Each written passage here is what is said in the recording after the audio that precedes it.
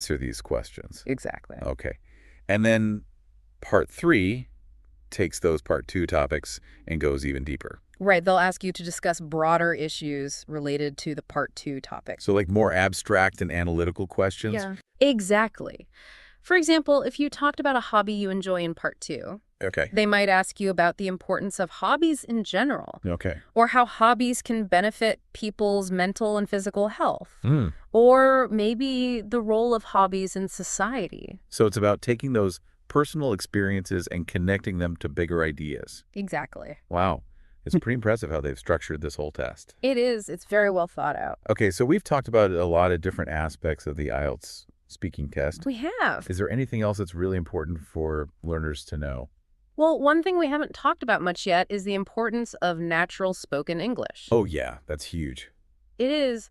A lot of candidates make the mistake of trying to sound too formal in the speaking test. Oh, really? So like using really big words and complex grammar. Exactly, but that can actually backfire. Oh, how so? Well, it can sound unnatural and rehearsed. Like Uh, you're reading from a script instead of having a real conversation. Right? And remember, the IELTS speaking test is supposed to simulate a real conversation. Yeah. So it's important to use language that feels natural and spontaneous. So how can you make sure you're using natural spoken English? Well, one tip is to listen to a lot of native speakers. Oh, okay. Pay attention to how they speak the words, they use the rhythm and intonation of their speech.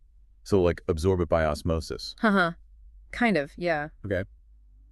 What else? Another tip is to practice speaking with other English speakers as much as possible. Right. Getting as much speaking practice as you can. Exactly. The more you practice, the more natural your English will sound. Okay, so it's all about practice. Practice, practice. Pretty much, yeah. All right, so we've covered a lot of ground today, We have. but I think we've given listeners a really good overview of the IELTS speaking test. I hope so. So just to recap really quickly, what are the key takeaways for learners? Okay, so first, remember that the speaking test has 3 parts, Okay, 3 parts. each designed to assess different aspects of your speaking ability. Right. Second, keep in mind the 4 key assessment criteria. Fluency and coherence, lexical resource, grammatical range, and accuracy in pronunciation. That's right. Okay. Third, be prepared to talk about a wide range of topics. Okay. You never know what they're going to ask you. Right.